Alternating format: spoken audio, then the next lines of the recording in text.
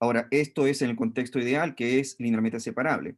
Se podría, digamos, tener una extensión para el caso en que los puntos, digamos, estos puntos negros estén por aquí, o estos puntos blancos, digamos, estén por acá. Igual, hay distintas extensiones con respecto, digamos, a este modelo, digamos, por decir, ya no considera la norma euclidiana, sino, por decir, la norma 1, dependiendo mucho del contexto que uno quiera trabajar. Si uno quiere, por decir, tratar de identificar características que son irrelevantes, entonces lo ideal sería, por decir, trabajar con la norma 1. Ahora, sucede que en estos modelos clásicos de clasificación hay problemas que no se tratan, como por decir, el costo de una clasificación en cada clase es muy distinto. Por ejemplo, cuando uno quiere hacer una predicción de cáncer, el costo de una clasificación de un paciente sano con un paciente, ¿no?, con cáncer es distinto. Otra cosa también consideración es que los datos puede ser que estén desbalanceados, ¿ya? El mismo ejemplo, digamos, la cantidad de pacientes es muy distinta a la cantidad de sanos, ¿no? Entonces hay mucha diferencia de eso. Entonces, por lo tanto, como yo les decía, los métodos clásicos en este contexto no son muy amigables para tratar esta parte.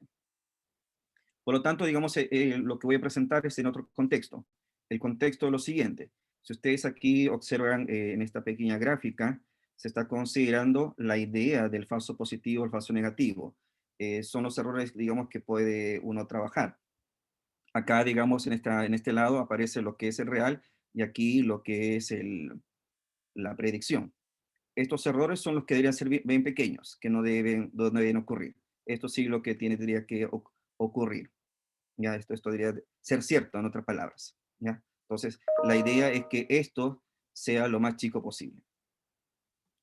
Entonces, para tener esto, la formulación en contexto de incertidumbre, vamos a fijar, digamos, alguna variable. Primero, voy a denotar como x1 y x2 los vectores de variables aleatorias asociados a cada clase, es decir, x1 asociado a la clase positiva y x2 asociado a la clase negativa.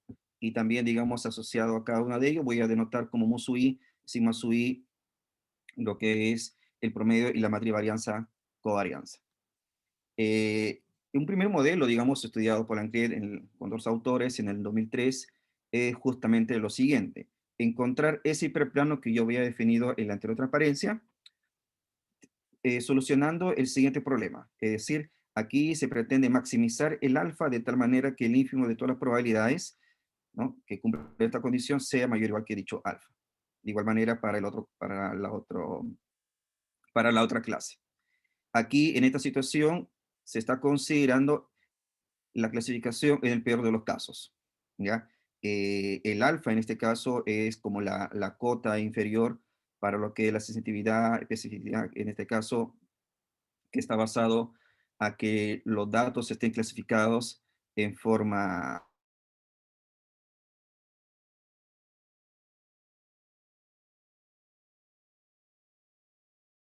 que estas variables estén distribuidas acorde a la distribución normal. Entonces, en ambas situaciones se podría considerar. Pero sucede, digamos, que estoy trabajando con probabilidades y la idea sería tratar de ver si es que esto se puede reescribir de una manera determinística, ya sea la primera situación o en su efecto esta otra situación. Para eso, lo que se utiliza es la siguiente desigualdad de Chebyshev-Cantelli, que me dice que si yo tengo una variable aleatoria con un promedio y una matriz covarianza definida, simétrica definida positiva, se tiene que esta condición es equivalentemente a esta relación, en donde en este caso particular el kappa de alfa es definido de esta manera. Ahora, ¿qué significa esta restricción que ven ahí ustedes? Esta restricción, por ejemplo, si alfa es fijo, un valor, digamos, entre 0 y 1, esta expresión me representa una restricción de cono segundo orden lineal. ¿Por qué, digamos, una restricción de cono segundo orden lineal? Para tener claro el contexto, es que yo lo puedo reescribir de esta manera. Es decir, en la forma de una matriz A, digamos, donde esta matriz es constante, y aquí las variables. Entonces, todo esto pertenece a este cono, definido de esta manera, que es llamado el cono de segundo orden o cono de Lorentz. Pero, ¿qué pasa ahora si es que yo considero alfa también como variable, entonces en esa situación yo ya tengo que esta expresión justamente, esta expresión que está aquí, el cual pertenece a este al mismo cono de segundo orden de dimensión n más 1, justamente esto es una restricción de cono de segundo orden, pero en este caso no lineal. Y ya cuando uno trabaja en contexto no lineal ya se hace un poquito más complicado que el caso lineal. ¿Ok? Entonces, lo que se hace, lo que se puede mostrar basado, digamos, a la desigualdad de Chebyshев-Cantelli y algunas manipulaciones algebraicas, es que esta formulación se puede reescribir mediante este problema convexo. Y bueno, los parámetros, ya sea el B del hiperplano y también el alfa de la probabilidad, se pueden calcular de esta manera. Eso es el contexto de lo peor de los casos. Y en el contexto de que uno puede asumir que se tiene la distribución normal, basta con considerar, digamos, estas pequeñas cuentas que ven aquí ustedes, de que este ínfimo se puede reescribir de esta manera. Y aquí aparece la función distribución cumulativa. Por lo tanto, digamos, si es que yo sumo esta restricción y teniendo en cuenta esta relación, yo tengo que esta relación yo lo puedo reescribir de esta manera. Aquí estamos utilizando el hecho de que la función distribución cumulativa es una función monótona. Y si ustedes observan, esta misma restricción que ven aquí justamente aparece también en la desigualdad de Chebyshev. Lo mismo. La única diferencia es que aquí el kappa de alfa es dado de esta manera y en esta situación el kappa de alfa es dado como la inversa de la función cumulativa. Entonces también se tiene esto mismo, ¿no? El mismo problema convexo, en el caso de distribución normal, el B de esta manera y lo que cambia es justamente el alfa.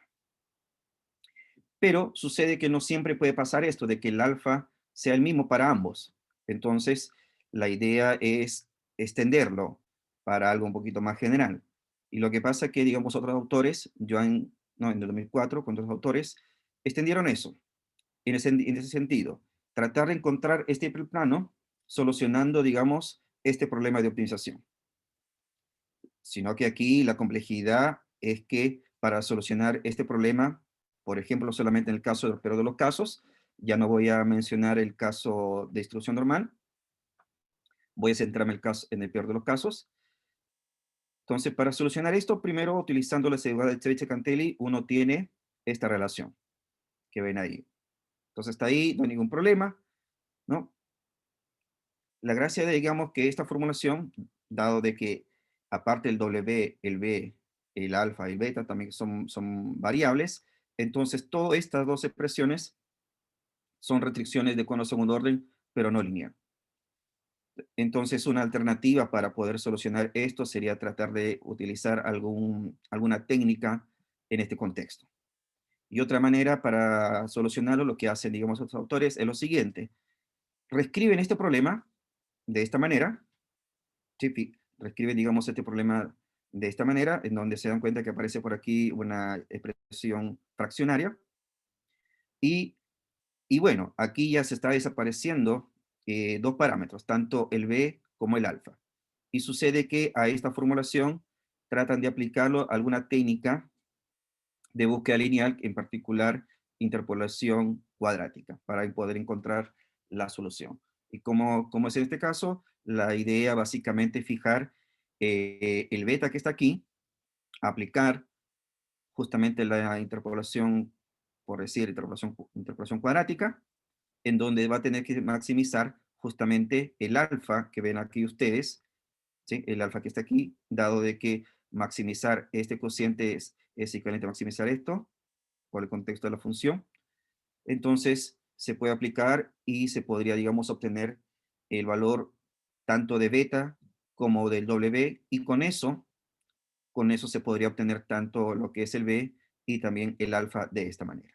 Entonces, eso es lo que hace, digamos, Joan, digamos, en su artículo. La propuesta que nosotros queremos ver es lo siguiente. Queremos un poco mezclar ambas situaciones. El contexto que yo le presenté ahí inicialmente, el de SVM, donde uno minimiza la norma cuadrática, y también, digamos, el contexto de Joan. Entonces, estamos incorporando aquí ya algo un poquito más general para tener en cuenta, ya sea, digamos, el contexto también de selección de características, Entonces, estamos agregando este término, un término regularizador.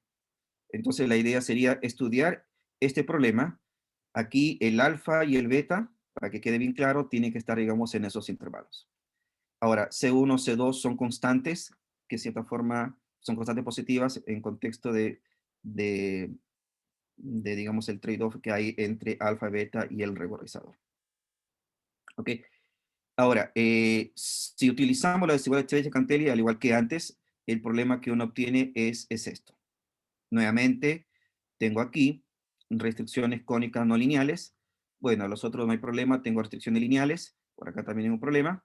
Aquí, como es la función, digamos, la de Tícono o la de la función lazo, que eso no lo mencioné, pero estaba puesto aquí, que se conoce que para P igual a Tícono y para P igual a 1 la regularizador lazo, podría aplicar, digamos, técnicas por decir, para poder encontrar la solución, ya sea para el caso diferenciales y para el caso no diferenciales. Pero antes de aplicar esas técnicas, primero observamos algo. Observamos que las restricciones que ven ahí ustedes son positivamente homogéneas en las variables W y B. En este contexto, que si este término es una solución factible, entonces esto también viene a ser una solución factible para cualquier t positivo. Entonces, si pierde la generalidad, lo que hacemos es asumir que en lugar de tener estas dos restricciones, vamos a tener en cuenta estas otras dos.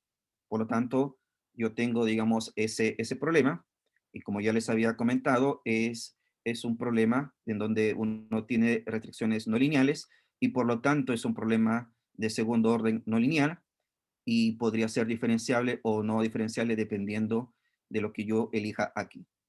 En contexto de diferenciable, yo podría, por decir, utilizar algún algoritmo, ¿no? Tipo direcciones factibles u otro, y en el caso no diferenciable, tratar de reescribirlo, por ejemplo, de tal manera que sea diferenciable. O tratar de trabajar directamente en el contexto no diferenciable. Ahora, ¿qué se puede hacer? ¿Qué es lo que hicimos aquí nosotros? Básicamente es lo siguiente. Dado que aquí aparecen estos cocientes, reescribimos de la siguiente manera. Identificamos eta 1 y eta 2, esas dos fracciones. Luego, eso es equivalente a tener de que el alfa es dado de esta manera. Y con eso, el problema se puede reescribir ahora así.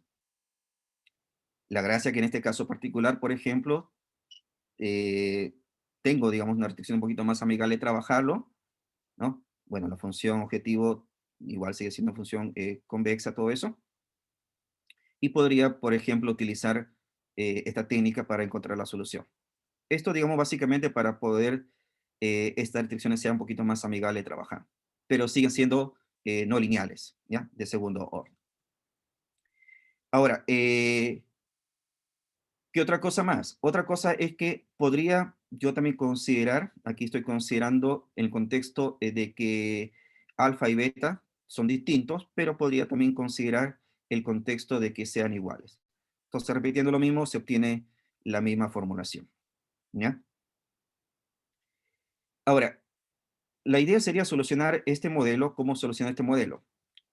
Lo que nosotros hemos aplicado aquí, de tal manera que sea un poquito más amigable de poder solucionar y sea, no solamente más amigable, sino también sea más rápido, ya que en el contexto de Machine Learning lo que uno pretende siempre, pretende, digamos, como dos cosas, digamos, principales. Lo que es predicción, te prediga muy bien, y también, digamos, el tiempo de ejecución.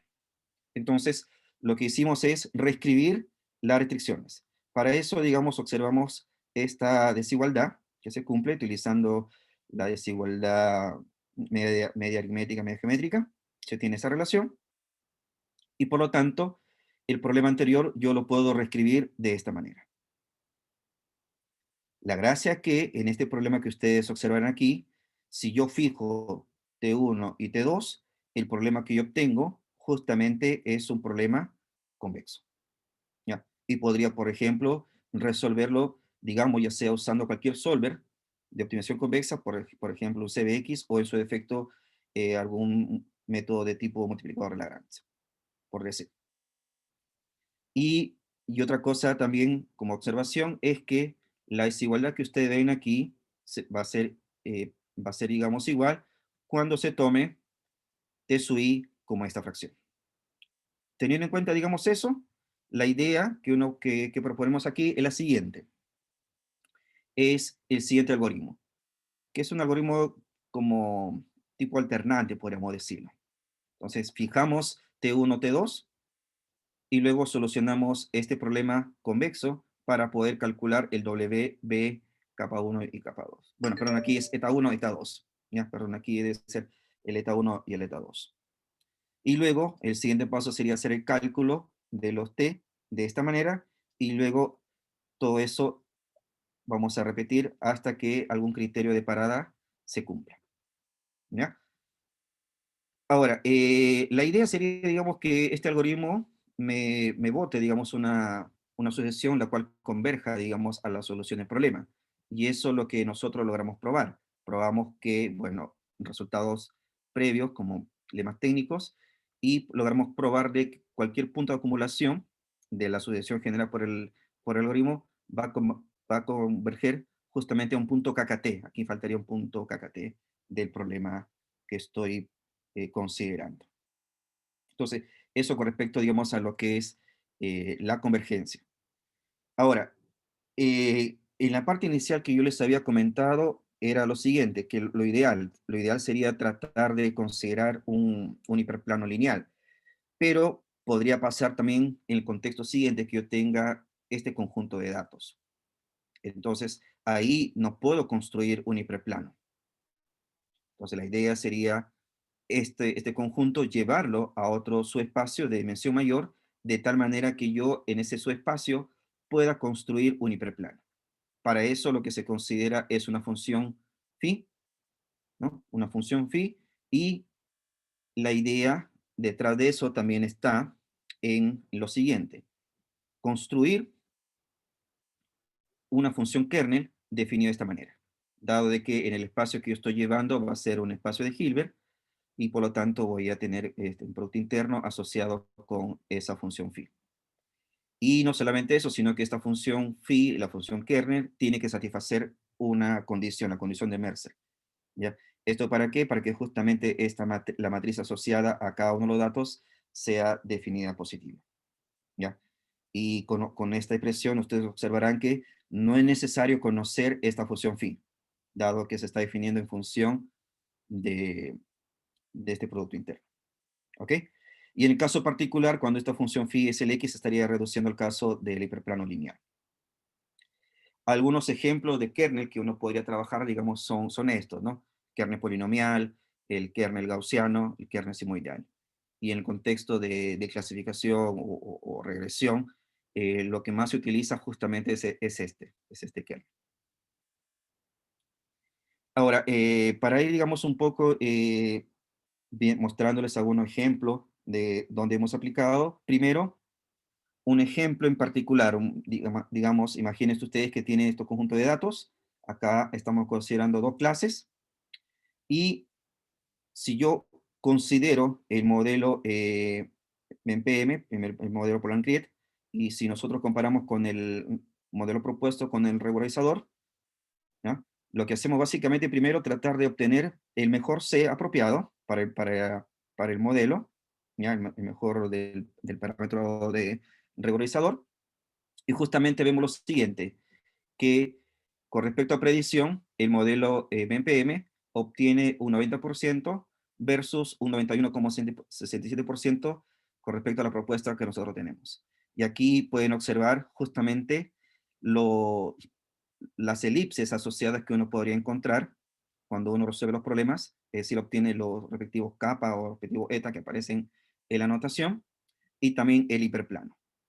El hiperplano que ven aquí con raya justamente es el modelo MPM, y el modelo con el hiperplano de color negro es justamente de la propuesta.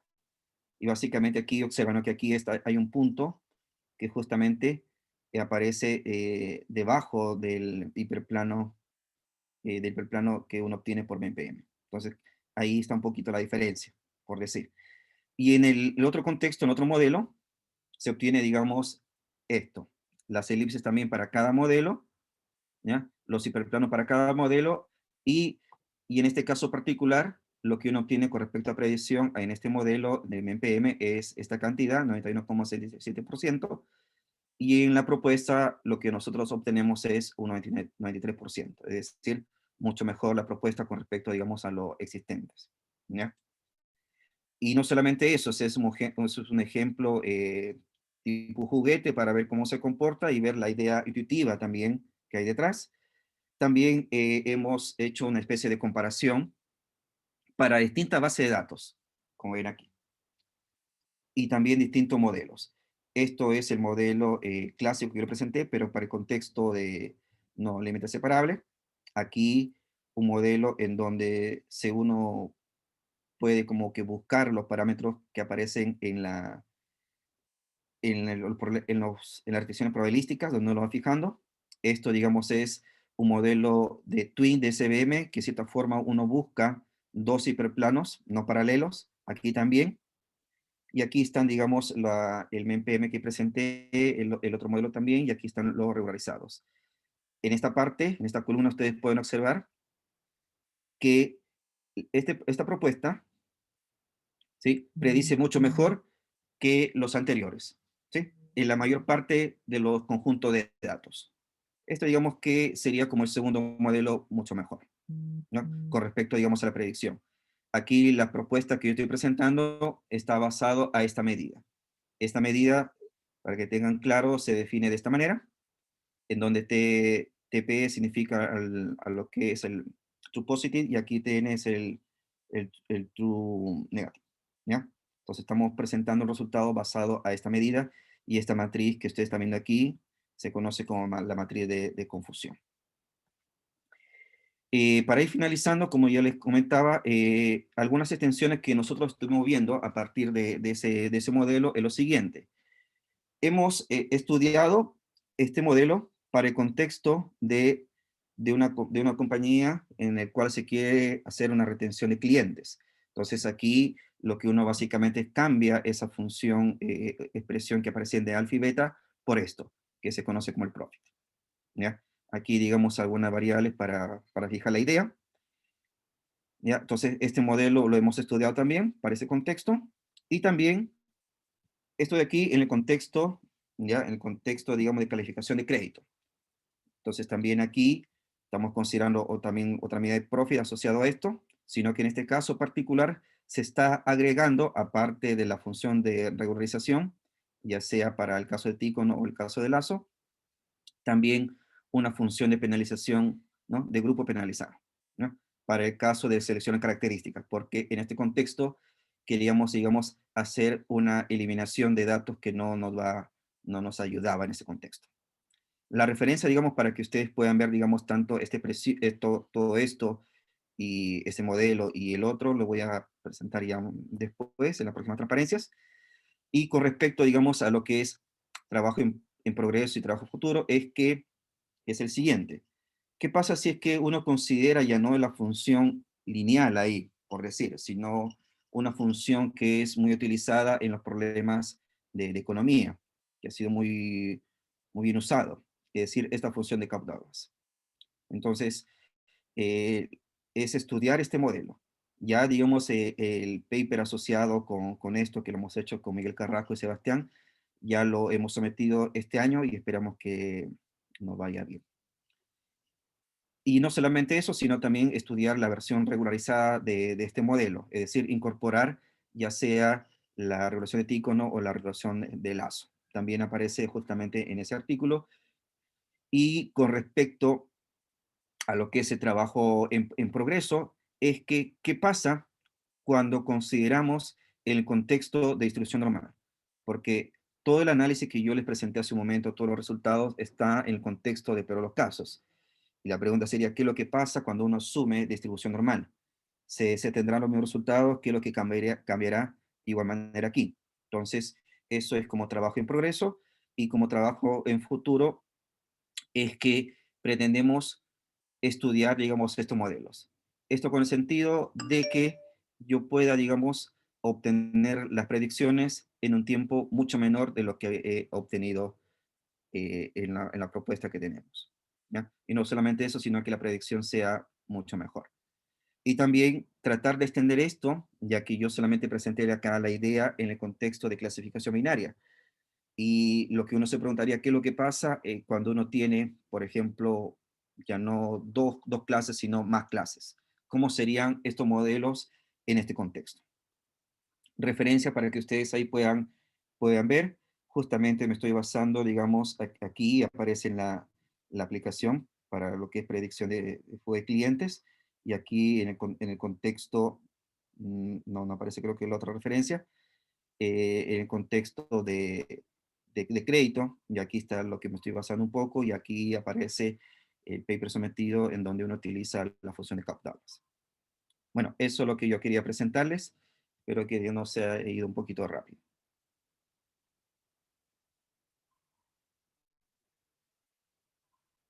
Eh, ¿Alguna pregunta que desean realizar?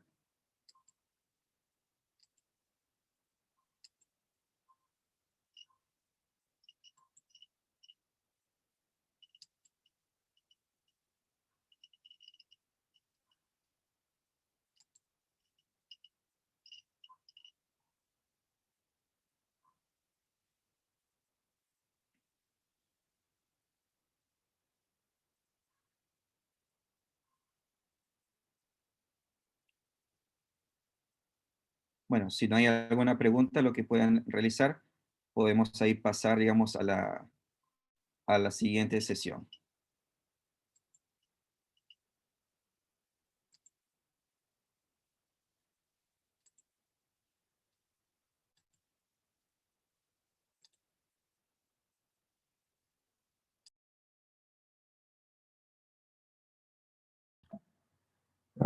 Hola.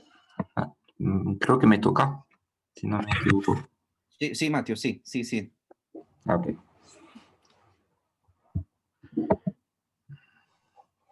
Ok, entonces voy a compartir mi pantalla.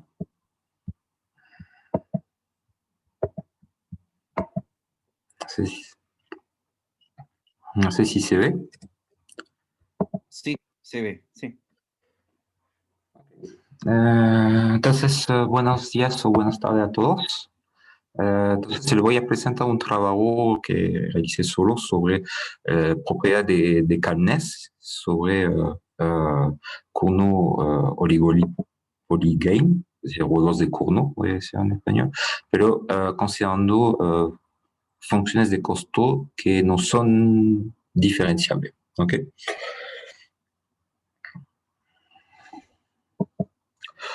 Para empezar a presentar el problema, yo considero eso lo que es clásicamente un problema de Cournot. Es decir, un problema de Cournot es un problema en el cual cada jugador, es decir, cada productor, es como, va a minimizar una función, que esa es una función de costo, y esa es una función de precio, P, y X1 es la cantidad que vende.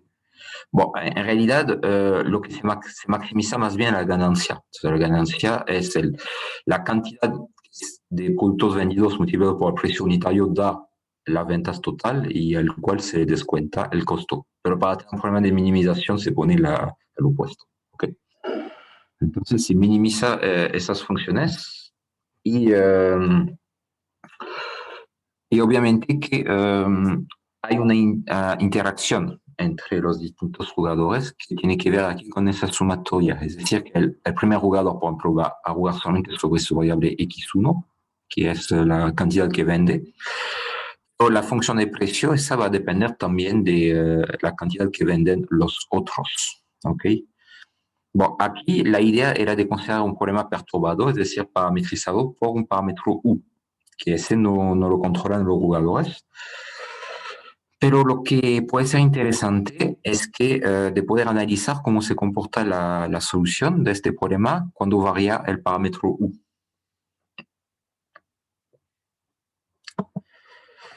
Y entonces, durante ese trabajo, lo que hemos obtenido es un resultado de Calnes de la multifunción SDU. Entonces, el SDU es el conjunto de las soluciones de este problema cuando está el parámetro U. Y entonces, una propiedad de Calnes consiste es una propiedad en la cual existen constantes L y R, tal que para cualquier U. Entonces es una calnez en un parámetro U barra, ¿ok? Entonces U barra podemos asumir que es el verdadero valor del parámetro y U es un parámetro estimado, entonces permite de hacer un análisis de sensibilidad, es decir, de medir cuál es el error que se comete al reemplazar U barra por U. Y entonces eso es la idea de esa propiedad, es decir, que el conjunto de soluciones con U está controlado, está, digamos, la distancia entre las soluciones con el parámetro U, las soluciones con el parámetro U barra está controlado por una cantidad que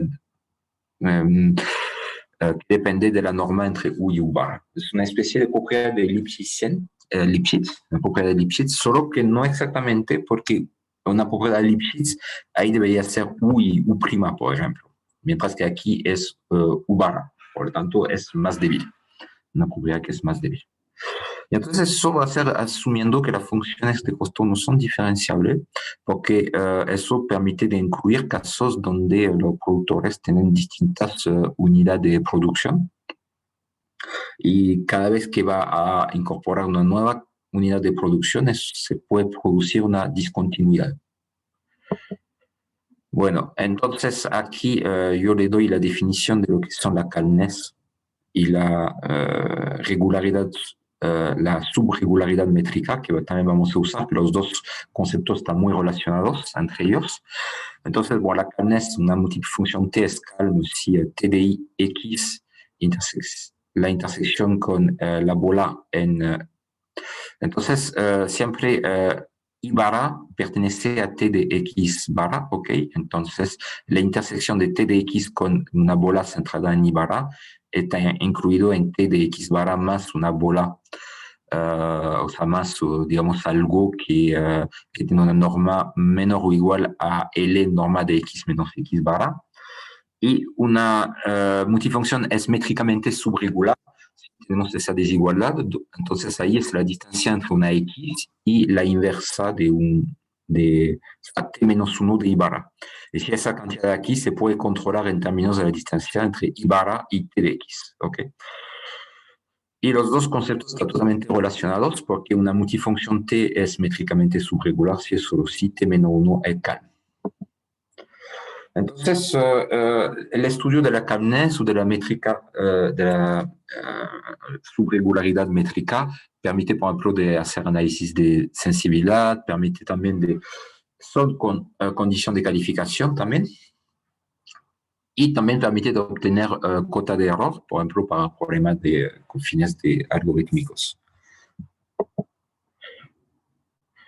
Entonces, para obtener resultados de calnez sobre S, que es el control de solución para un equilibrio de Cournot perturbado, vamos a hacer un análisis de la regularidad submétrica de una multifunción que está asociada a un problema de Cournot, pero no perturbado.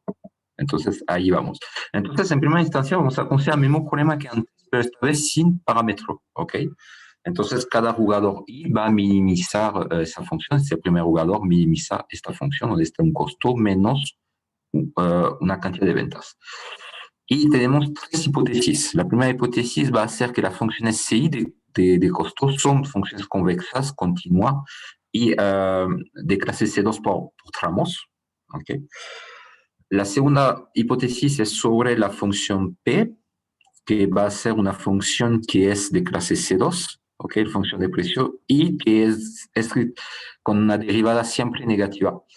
Bueno, hay que entender que esa función de precios son función inversa de curva de demanda. La curva de una demanda es una función, la función de demanda que a cada precio asocia a la demanda. Y eso son funciones decrecientes. Cuando aumenta el precio, disminuye la demanda. Y esta es la inversa, ¿ok? Es decir, esta vez, ¿cuánto debe ser el precio para obtener una demanda igual a esa cantidad? Y la tercera hipótesis que nos permite de hacer cálculos es de asumir que esas funciones objetivos de cada jugador es una función convexa. ¿Okay?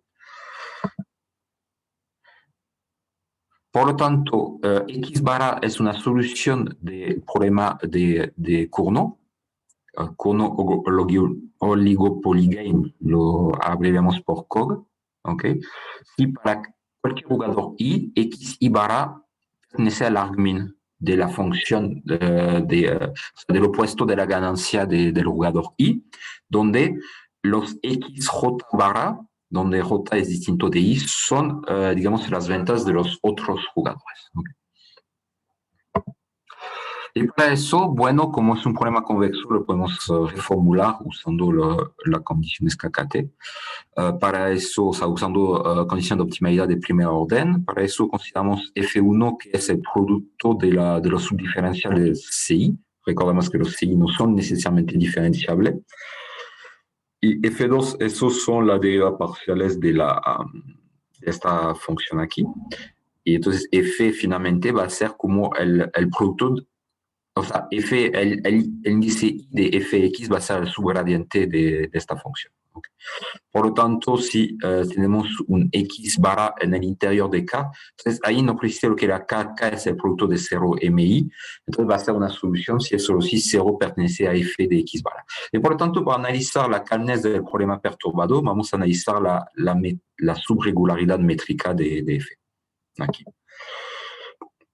Ok. Entonces, para analizar la subregularidad métrica, existe un análisis con la coderivada de Mordukhovich, que se define así, la coderivada de T en X barra y barra, entonces T es una multifunción, o sea, ahí X barra y barra, perdón, pequeño error, está en el grafo de T, ok, y estrella es un elemento en el dual de I. Entonces, es el conjunto de los X en X estrella, que X estrella, menos Y estrella pertenece al cono normal del grafo de T. ¿Okay? Por ejemplo, si T es una función clásica, digamos una función diferenciable de clase C1, vamos a decir, si T fuese una función de clase C1, este aquí sería reducido a un singleton que será la adjunta del diferencial de T aplicado en Y estrella. O en el caso de una función en dimensión finita, finalmente todo eso es la transpuesta de la matriz de la jacobiana, de la matriz jacobiana. Bueno, entonces lo que pasa es que si 0 pertenece a la coderivada, implica que en Y estrella implica Y estrella igual a 0. Eso significa básicamente que el kernel de la coderivada es 0. Entonces es métricamente subregular. ¿Ok?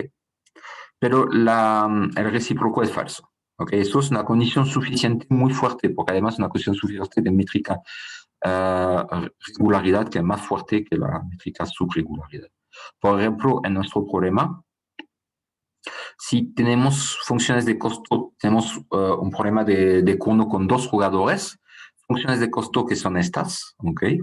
Es un ejemplo de juguete, digamos, pero nos permite aquí, con esas funciones de costo y esa función de precio, que satisfacen las 3 hipótesis anteriormente, obtenemos que una solución es 1, 1, entonces x1 igual a x2 igual a 1.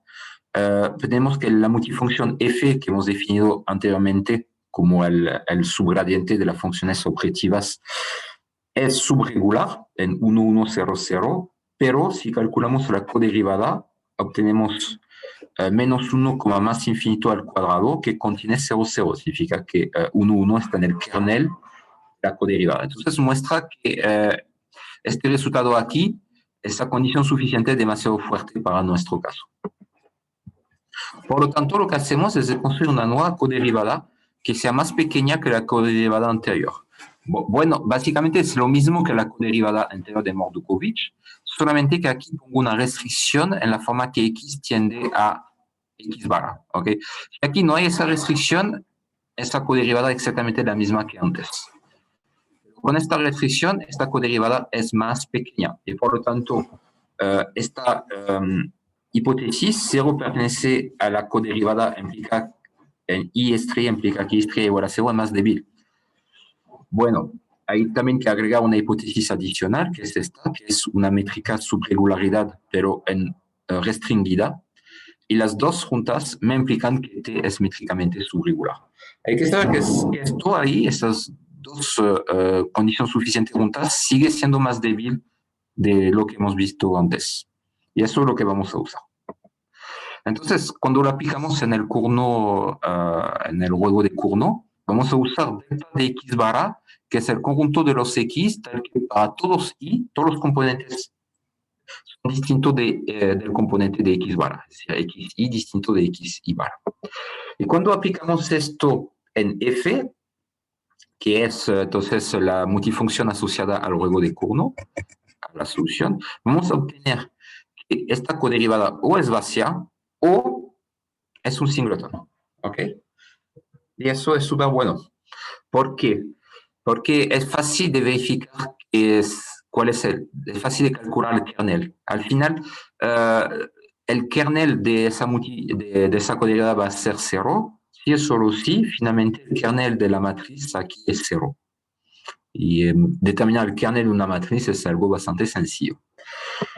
Y por lo tanto, obtenemos el teorema siguiente sobre entonces el juego de Cournot. Entonces, perdón, aquí hay un pequeño error, debería ser cero aquí, x barra cero, es decir, es una solución, x barra es una solución del juego de Cournot, q barra es la suma de las producciones de todos los jugadores. Entonces, si de un lado tenemos esa hipótesis un poco técnica, ¿ok? Con esto la función de precio, que es distinto de cero, y si además desde el momento que esta coderivada no es vacía, entonces la matriz asociada es non singular, es decir, no es invertible. Por lo tanto, yo puedo afirmar que la multifunción es métricamente subregular. Hay que saber que estas dos hipótesis aquí están automáticamente satisfechas si la segunda derivada de la función de precio es menor o igual a cero. Y eso ocurre en el caso clásico que la función de precio son lineal. Eso es clásico. Y cuando son lineales, obviamente la segunda derivada es igual a cero y por lo tanto se cumple automáticamente. Entonces, la idea principal de la demostración se basó en hacer una inducción, o sea, hacer una inducción sobre el número de jugadores. Básicamente es sobre la dimensión del problema, porque el problema es dimensión n, cuando hay n jugadores y hago una inducción. Y eso es bastante novedoso, porque determinar la métrica subregularidad desde una inducción sobre la dimensión del problema es algo bastante novedoso. ¿Y por qué una inducción? Porque lo que pasa es que si delta x barra es el conjunto de todos los x, porque xy es distinto de xy barra, entonces ¿cómo se dice? Al contrario, digamos, ¿cómo se dice? El conjunto que contiene todos los elementos que no están ahí. Complemento. Sí, el complemento. El complemento va a ser lo x, que existe un y que satisface xy igual a xy barra. Y ahí podemos, si tenemos xy igual a xy barra, podemos excluir a ese jugador y. Y entonces así permite pasar de n a n más 1 jugadores.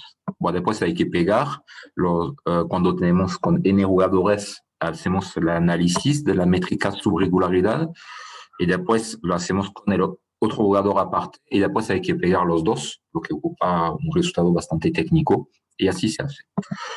Entonces, para ver solo un pequeño ejemplo, el mismo ejemplo que antes, que le había mostrado, con C1 que igual a C2 de X, que es la misma función de precio. Es fácil de verificar que todo eso satisface las tres hipótesis que mencioné. ¿Okay? Y si consideramos la solución 1-1, entonces, en primer lugar, la primera hipótesis se cumple, donde aquí estaba Q barra, es decir, la suma de los dos, que da 2. Y además, la matriz asociada es esta. ¿Okay? Y por lo tanto, yo puedo afirmar que es métricamente subregular. A pesar que cero, podemos recordar que el criterio de Mordukhovich, en términos de coderivada de Mordukhovich, aquí no funciona. Bueno, después volvemos al problema perturbado. Entonces, esta vez volvemos a considerar que hay un parámetro U. Ay, perdón.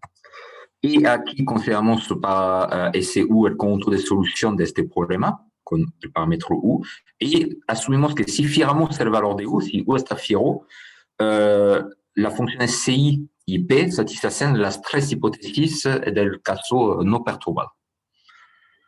Y aquí nos permite así de poder relacionar la métrica subregularidad. Entonces, si la función F, que es la función asociada al problema de Cournot, con el parámetro U barra aquí, es métricamente subregular, y si además hay esa hipótesis adicional, ahí básicamente es una hipótesis donde controlo la variación de la función de costo con respecto al parámetro U, más bien aquí el subgradiente, y ahí lo mismo nivel de la función de precio. Y si además esto me dice básicamente que eso muy bar son multiplicadores de Lagrange asociados a la restricción que la cantidad producida debe ser mayor o igual a 0 y menor o igual a un cierto valor máximo.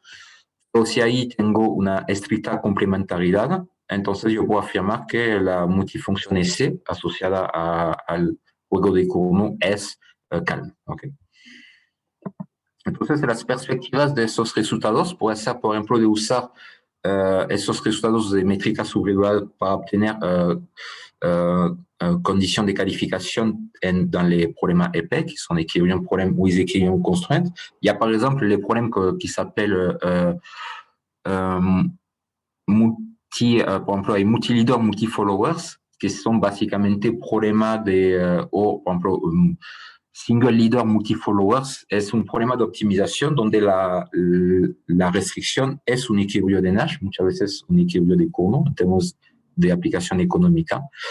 Y aquí esos resultados de Caveness pueden servir como condición de calificación. También podemos obtener, usando, digamos, el mismo procedimiento, nueva condición suficiente, por ejemplo, para obtener cota de error de esta forma, para estimar la distancia entre un X y el conjunto de lo X tal que f de X es menor o igual a 0 y asociarse con el valor de f más de X que es f de X si X es mayor que 0 y 0 si no.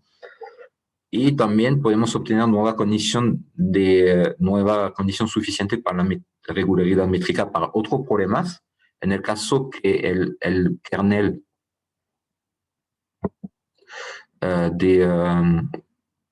el kernel, digamos, de la coderivada de Mordukhovich es difícil de calcular o simplemente que no es igual a 0, como lo que pasó aquí para el problema del Cournot.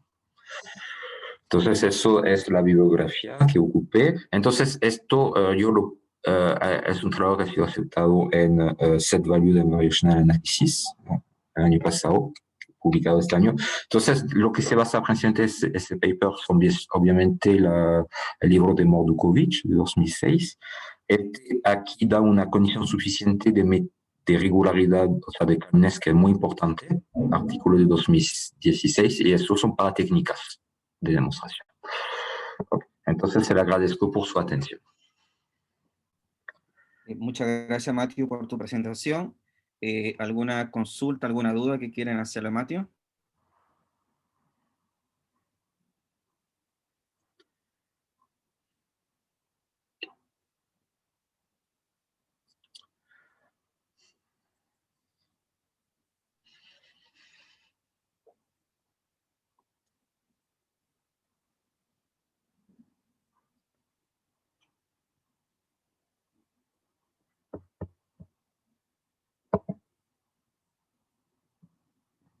Si no, en todo caso, pasamos a la siguiente charla, en donde estaría dando Gianfranco. Muchas gracias, Matthew, por tu presentación.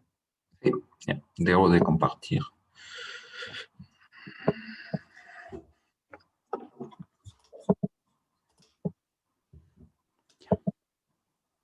Bueno, ahora nos va a presentar Gianfranco acerca de Stochastic Model en B-Level Programming. Adelante, Gianfranco. Muchas gracias, Julio. ¿Me escuchan bien? ¿Se ve la presentación? ¿Sí? Se ve bien.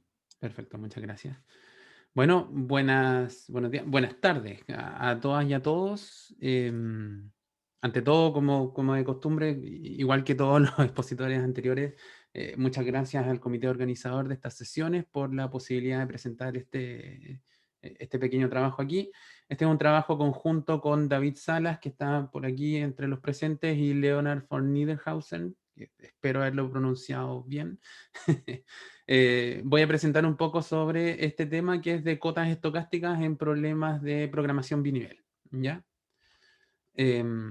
Bueno, una pequeña estructura de la presentación es que voy a hacer una pequeña introducción sobre las cosas digamos, de qué se trata la programación binivel, a qué contexto se puede aplicar. Posteriormente vamos a revisar el contexto general de la formulación de cada una de estas situaciones. Entraré en detalle en un rato más, pero en esencia los problemas de optimización binivel son aquellos donde hay dos participantes con una cierta jerarquía entre ellos, que por lo mismo llamamos líder y follower.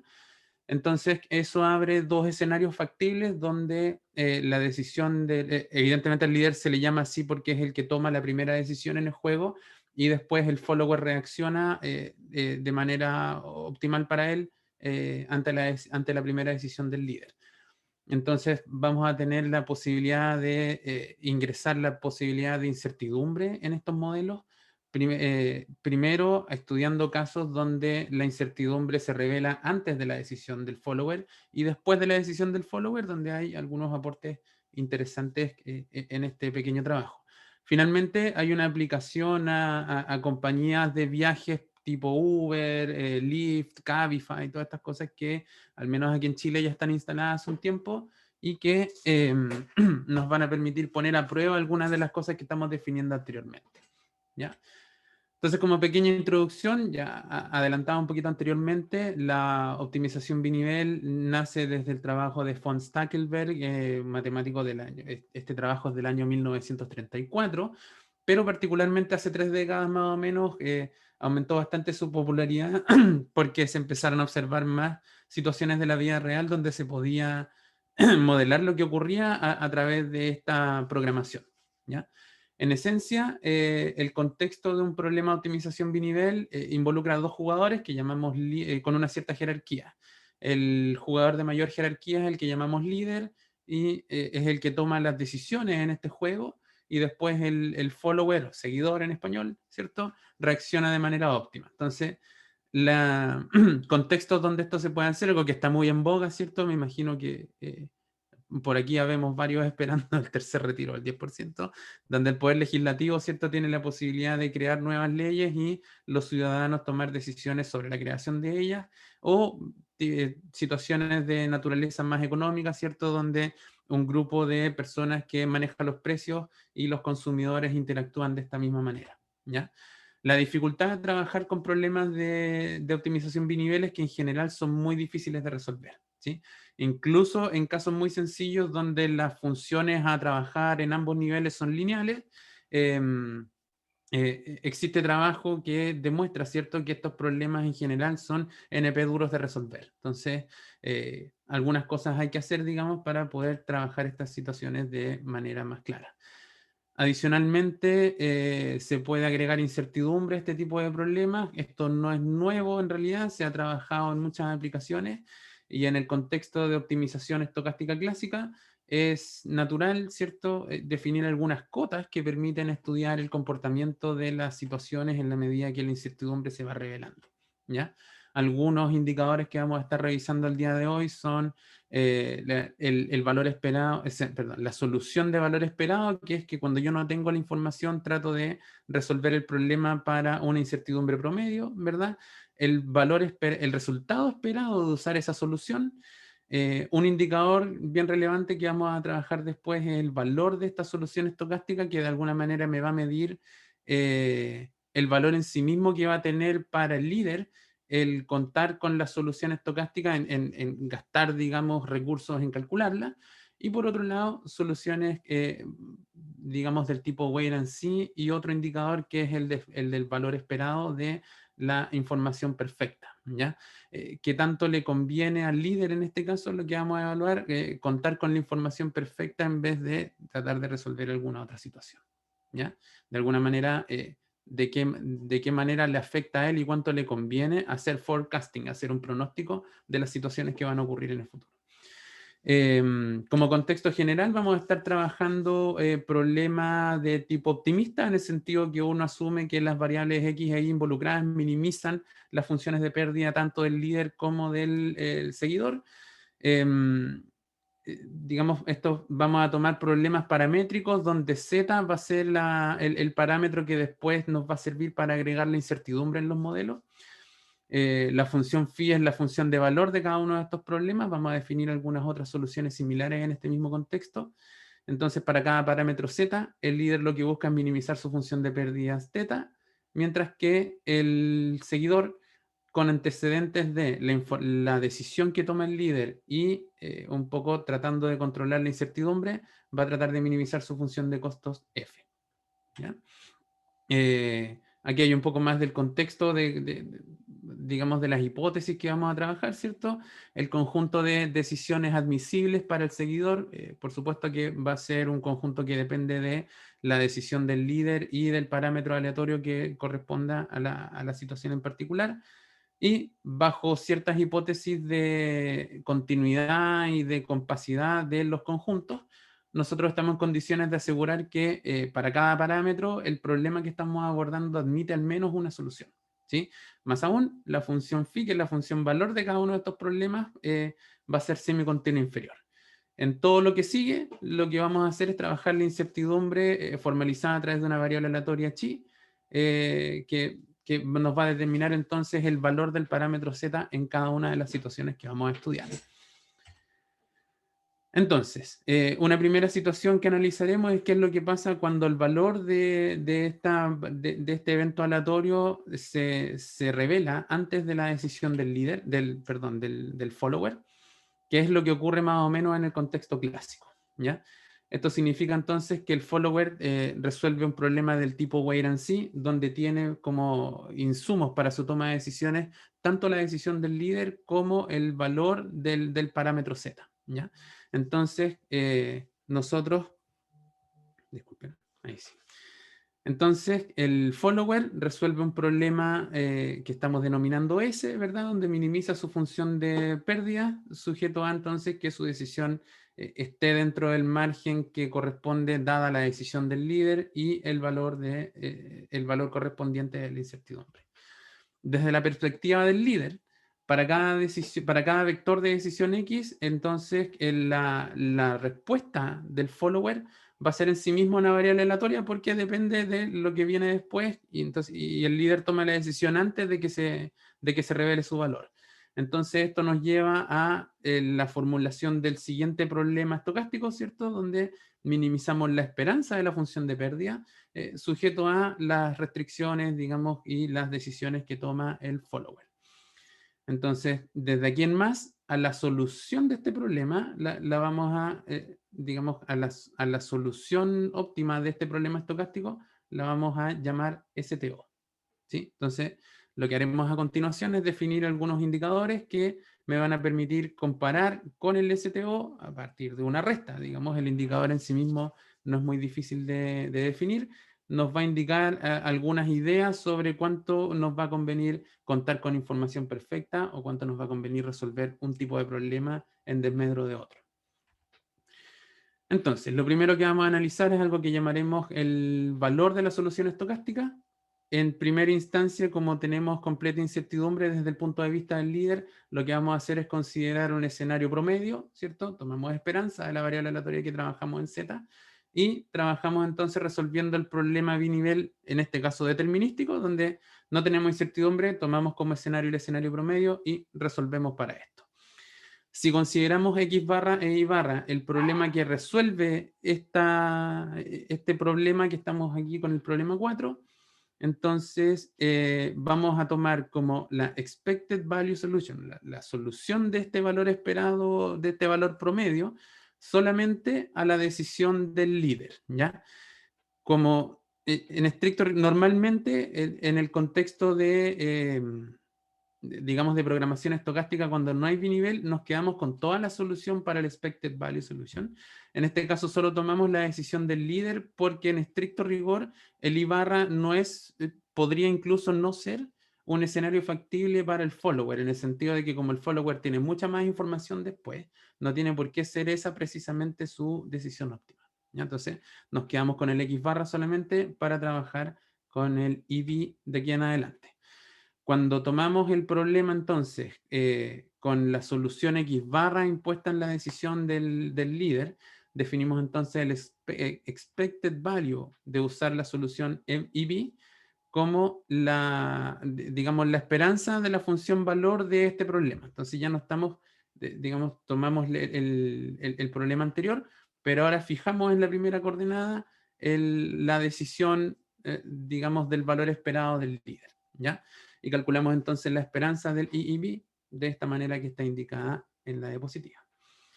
De esta manera, nosotros podemos calcular el valor de la solución estocástica como la resta entre digamos, el resultado esperado de tomar este escenario promedio menos la solución óptima del problema estocástico. Entonces, si esta diferencia es muy grande, esto nos va a dar una idea de la ganancia que tiene el líder obteniendo el problema 3 en vez de aplicar esta estructura como de resolver para el promedio, ¿ya? De esta manera tenemos un primer indicador que nos permite determinar, ¿cierto?, cuándo conviene una estrategia por sobre la otra. ¿Sí? Todo esto de nuevo en el contexto en que la incertidumbre aparece después de la toma de decisión del follower. En este mismo contexto también podríamos considerar qué es lo que pasa para términos del líder si es que él pudiera de alguna manera medir el impacto de conocer, de alguna manera de pronosticar el valor de esta variable aleatoria z, ¿cierto? Entonces lo que vamos a hacer es definir la solución wait and see como el valor esperado del problema paramétrico original. O sea, lo que hacemos en este caso es que computamos una solución óptima para cada uno de los escenarios, después tomamos digamos, el valor esperado y con eso definimos el expected value de información perfecta como la resta entre la solución óptima del problema estocástico y esta solución del wait and see, ¿sí? Si esta diferencia es muy grande de nuevo, lo que nos permite hacer esto es medir la ganancia para el líder de anticipar el valor de sigma, o sea, el valor de chi. De esta manera es como podemos medir qué tanto impacta para el líder invertir en forecasting o en pronóstico de las cosas que podrían ocurrir en el futuro a partir del el cálculo de este indicador. ¿Sí? Todo esto, como les decía anteriormente, en el contexto clásico, sin meternos en problemas de tipo binivel, es algo que está razonablemente desarrollado. Lo que hicimos en esta parte es como traducir esto de la manera más natural factible a situaciones de optimización binivel, ¿ya? En el caso de que el valor de nuestra variable aleatoria se determina después de la decisión del follower, entonces tenemos que el follower, a diferencia de antes que podía esperar a ver lo que pasaba, tiene que resolver el problema en un contexto here and now. No puede esperar a tener más antecedentes de la variable. Entonces, aquí consideramos como único antecedente de las decisiones del follower la decisión del líder, ¿ya? Y tenemos que manejar como incertidumbre entonces el parámetro z. Lo que hacemos aquí es un pequeño ajuste con respecto a digamos, a la definición de cada una de las cosas. Ya no tenemos como en el conjunto de decisiones factibles del follower el valor de z, evidentemente, porque todavía no se conoce. Entonces cambiamos a esta nueva formulación del problema, donde ahora el follower también resuelve un problema estocástico, ¿sí? Sin conocer lo que está pasando con la variable. Desde el punto de vista del líder, para cada vector de decisión X, entonces lo que ocurre ahora es que una vez que ya resolvió el follower su propio problema, ya no dependemos de la incertidumbre que haya después, porque esto, o sea, perdón. Lo que hacemos aquí es que la decisión, a diferencia de la situación anterior, la decisión del follower para el líder es determinista, ¿ya? Entonces ya no... Ahora la formulación del problema obedece a este otro problema que tenemos aquí. ¿Sí? La primera observación es que este problema ya, un poco ya no tiene el asunto binivel, porque ya tenemos como de manera determinista cada una de las cosas que puede hacer el follower, y por ende todas las cotas clásicas, que son las que reconstruimos para el caso binivel anteriormente, se pueden derivar directamente desde la teoría anterior. En este tipo de problemas, un poco el aporte, la novedad que nosotros planteamos aquí es que normalmente cuando uno considera información perfecta en este tipo de contextos, la interpretación recae en una hipótesis que normalmente tiene sentido, que es que cuando el líder tiene información perfecta no la comparte. En este tipo de situaciones, no es tan claro que al líder no le convenga compartir esa información. De esa manera es que vamos a considerar ahora el caso donde el líder tiene acceso a la información perfecta y la comparte con el follower para la resolución del problema. Entonces, ahora los dos agentes pasan, en el caso de poder hacer esta especie de forecasting, ¿cierto? Pasan los dos de tener un problema de tipo here and now a tener un problema de tipo wait and see. De esta manera, definimos un nuevo indicador que es el shared wait and see.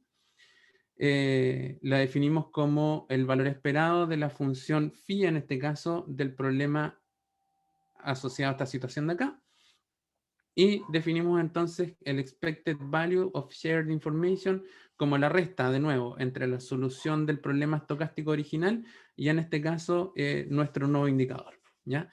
Y esto mide entonces para el líder, eso es bien importante, todos estos indicadores quedaron como, desde el punto de vista del líder del problema, la ganancia o pérdida en este caso de compartir la información y de compartirla con el seguidor. A partir de algunos ejemplos y de algunas modelaciones que no están incluidas en estas diapositivas, hemos logrado determinar que en este caso el shared wait and see, a diferencia del wait and see anterior, no es una cota inferior de la solución óptima del problema estocástico.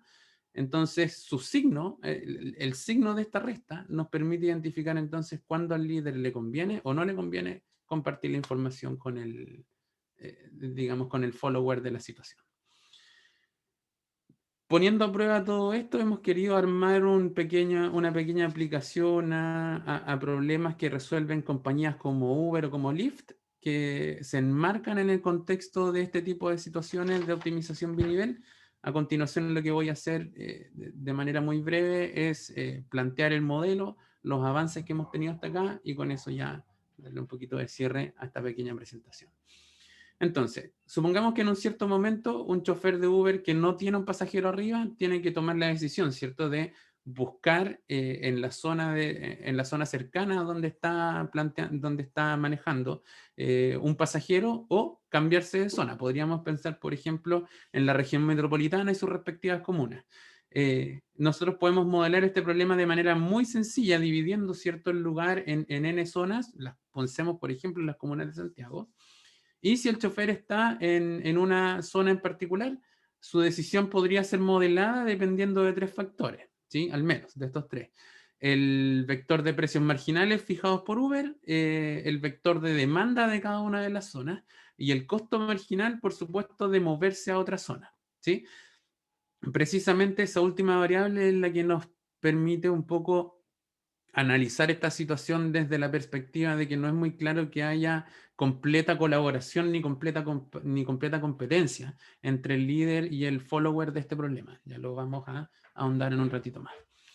Entonces, la demanda de cada una de estas zonas va a depender además del precio y de una cierta variable que le agrega la incertidumbre, ¿cierto? Algún evento particular que esté ocurriendo en la zona en un momento del día. Pensemos en cosas antes de presencialidad, ¿cierto? Un concierto o partido de fútbol o qué sé yo. Y por supuesto, como decía anteriormente, el precio marginal, que entonces la demanda va a depender de cada una de estas cosas. Entonces, si yo miro la situación del chofer particular, lo que está haciendo cada uno de los choferes es resolver el problema de optimización escrito por acá, que es el que maximiza, ¿cierto?, el valor esperado de sus ganancias, que menos los costos marginales que corresponden a eventualmente cambiarse de zona cuando va tomando las decisiones, ¿cierto? Aquí decimos que XJ es la cantidad de otros choferes de Uber que están en la zona, y de sub J ya habíamos dicho que era digamos, la demanda en la zona. El valor mínimo entre esta fracción y 1 representa la probabilidad de que efectivamente un pasajero, o sea, de que al pedir un pasajero a uno de los choferes, el chofer sea macheado con esa situación en particular, ¿sí? Asumimos para el resto del modelo que siempre hay una cantidad continua como de X choferes sin pasajero con una locación inicial dada por un vector en Rn. Este es un supuesto bien fuerte que vamos a aclarar un poquito más. Y definimos una matriz B que en cada una de sus coordenadas i, j, lo que va a tener es, me va a ir guardando el dato de la cantidad de choferes que se van cambiando desde la zona i hasta la zona j. De esa manera, en términos dinámicos, la cantidad de xj que aparecía en el modelo se puede modelar, por supuesto, como la cantidad inicial más la cantidad de choferes que entran a la zona menos los que salen, ¿sí?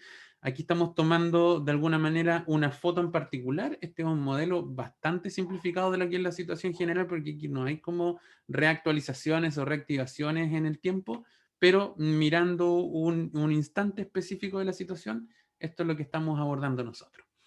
Entonces, para un vector de precios, lo que hacemos es modelar el problema de locación agregada entre todos los choferes, ¿cierto? A partir de este modelo que sería entonces el problema que está resolviendo el follower. En este caso, estamos definiendo como follower del problema a esta especie de masa de choferes en la ciudad en particular. Por supuesto, aquí agregamos un factor C porque sabemos que en las empresas de este tipo no es todo ganancia para el chofer, sino que hay una comisión que cobra la empresa y que esa va a aparecer, por supuesto, también en el problema del líder, ¿ya? Por otro lado, en este modelo, Uber debe decidir el vector de precios, resolviendo entonces el problema, que este sería el problema del, digamos, el modelamiento desde el punto de vista del líder. Entonces, Uber lo que hace es que quiere maximizar, por supuesto, el valor esperado de todas sus ganancias, conociendo más o menos cómo los choferes se mueven de acuerdo a los precios que ellos mismos deciden y la demanda en cada una de las zonas, que por supuesto también está influenciada por cada uno de los precios.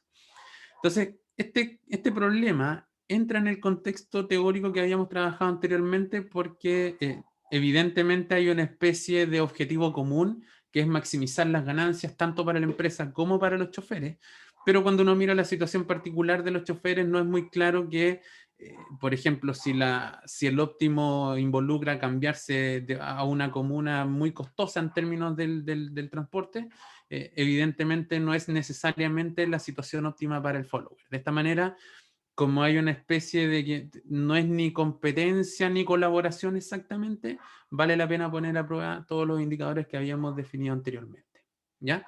Este es un problema que estamos abordando desde el punto de vista numérico. Voy a contar un poco lo que estamos haciendo en pos de eso. Todavía debemos los datos numéricos del modelo, pero más o menos la cosa va así.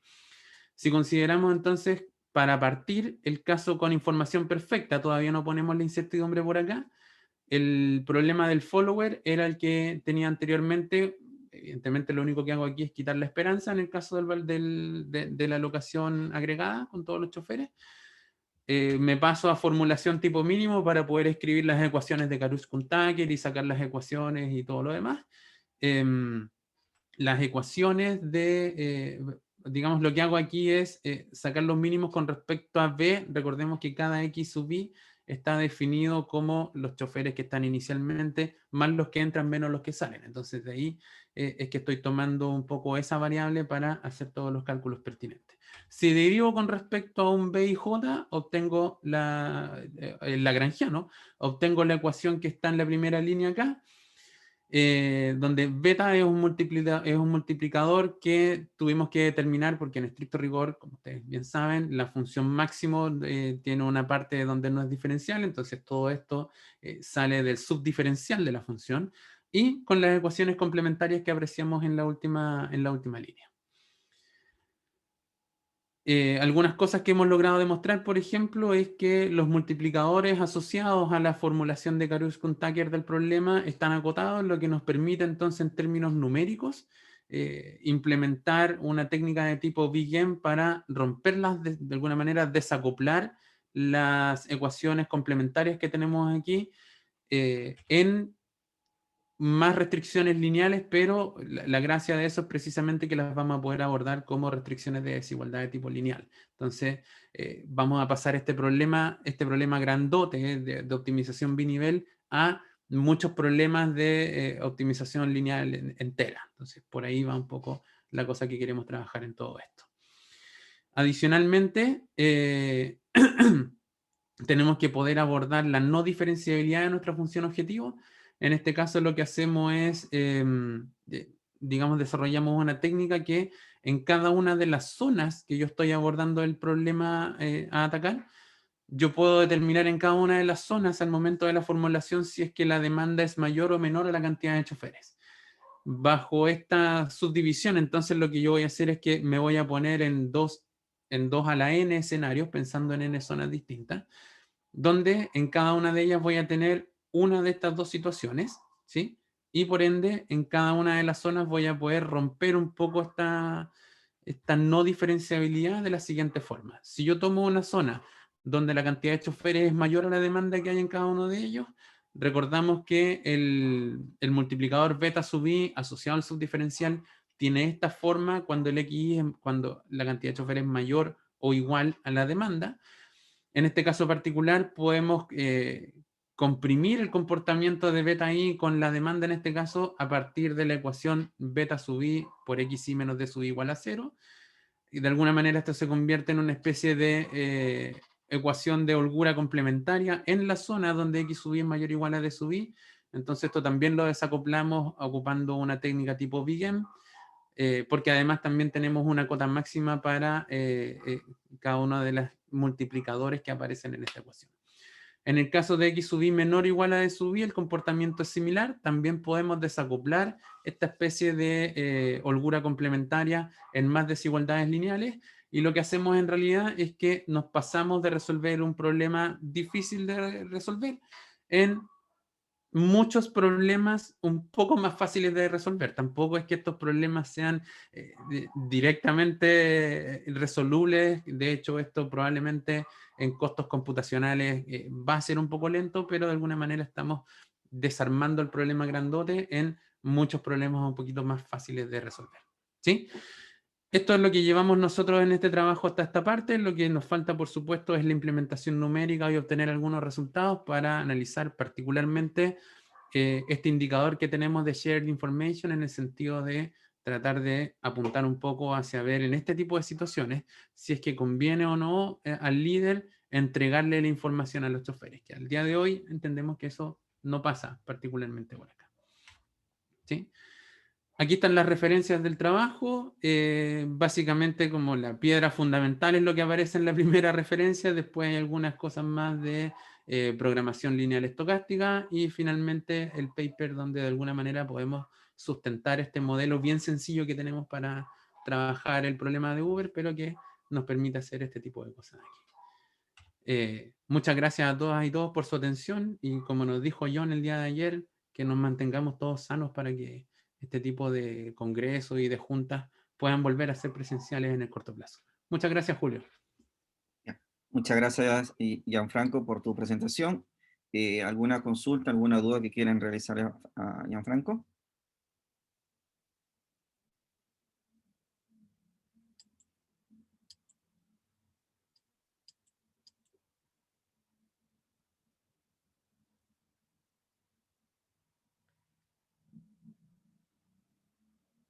Y Gianfranco, para la numeración, para lo que es la parte numérica que tú mencionas, si quieres ver el ejemplo, ¿cómo qué faltaría ahí? ¿Ver el algoritmo apropiado o...?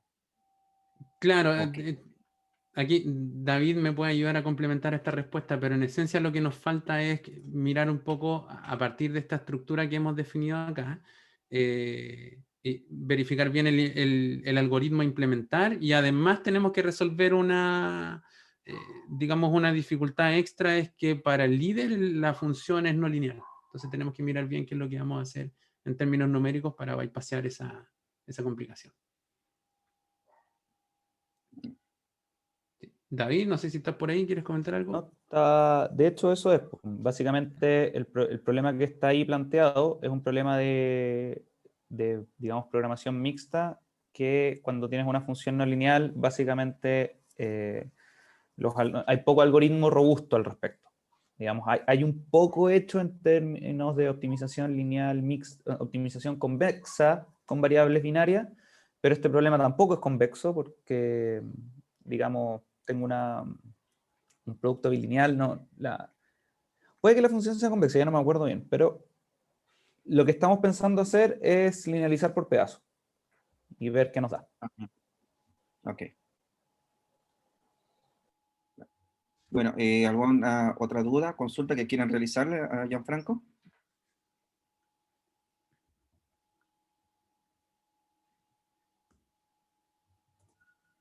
Si no, en todo caso, agradecer tanto a Gianfranco y a los demás expositores, a los presentes, al público, todo, por las charlas que nos han acompañado desde el día martes hasta el día de hoy.